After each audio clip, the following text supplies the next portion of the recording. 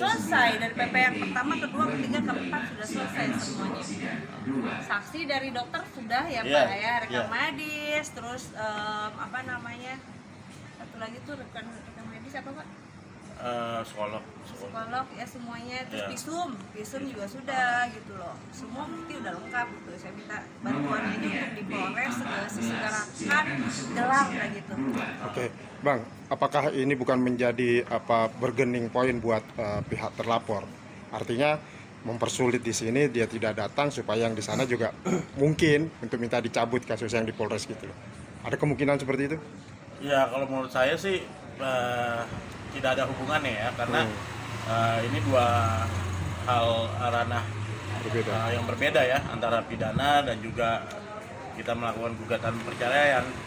Justru dengan kita melakukan gugatan perceraian nanti untuk menebalkan di pidananya, karena bagaimanapun kan di pidananya sudah jelas, dan juga di saat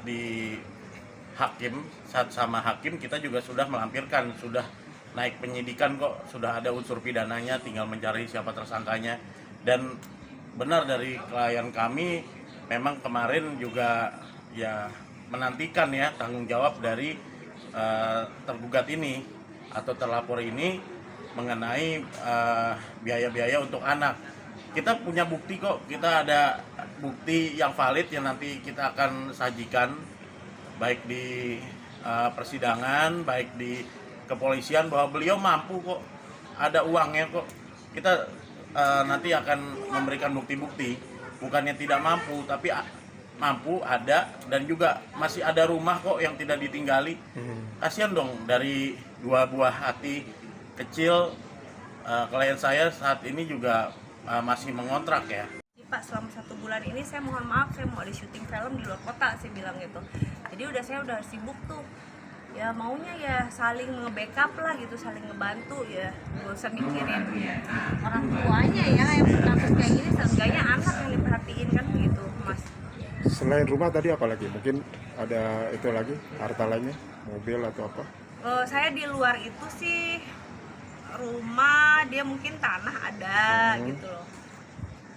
Cuma ya nggak tahu juga sih.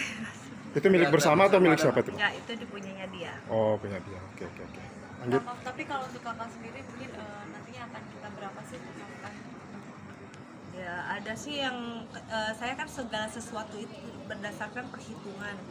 Jadi untuk 1 bulan anak, contoh ya Mbak, untuk beli susunya aja anak-anak saya udah kemarin print out selama 1 minggu itu susu anak aja udah 2 juta lebih, di luar pampers, di luar kesehatan, vitaminnya, makan dan lain sebagainya. Belum lagi saya ada asuransi, tapi saya udahlah, asuransi itu masih kita bisa cover lah ya kalau buat anak. Cuman kan saya butuh untuk itu tuh baru 1 minggu, belum lagi 2 minggu. Dikali aja sebulan 4 kali itu berapa juta. Belum lagi mbaknya, bukan kita mau ini ya, cuman ya Mbok tahu lah, masa iya kamu 1 bulan ngasih 2 juta 2 anak gitu kan, ya bener gak? Gitu. Jadi udah kayak saya ngasih cuma-cuma nih gitu.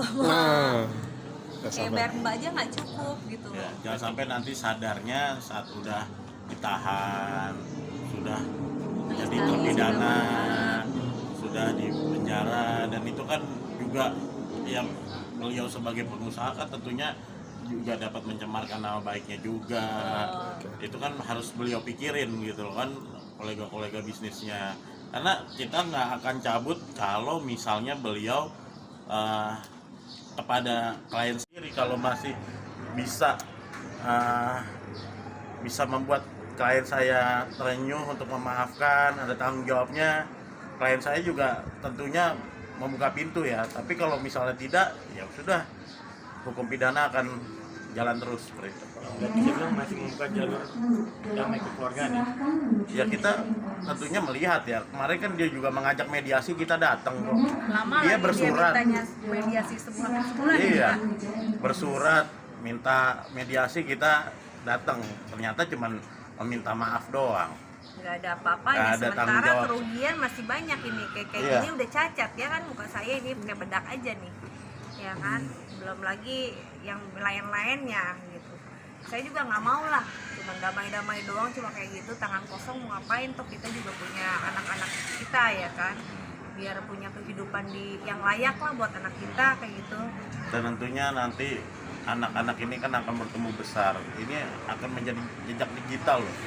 Seorang ayah dari klien saya pun berjuang keras untuk menghidupi dan untuk nantinya pendidikan, tapi seorang ayahnya tidak menafkahi, ya tidak berjuang untuk anak-anaknya, itu juga akan menjadi jejak digital ya, bagaimana perjuangan seorang ibu, bagaimana nanti ayahnya, ya beliau akan inilah melihat sendiri perjuangan klien saya untuk membesarkan anak-anaknya seperti itu.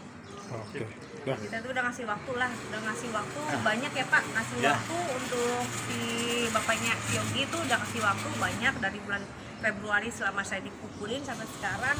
Ya coba gimana nih, ada itikat baiknya nggak? Kalau nggak ya udah saya berlanjut aja di Polres dan gitu. Oke. Terima kasih. Terima kasih.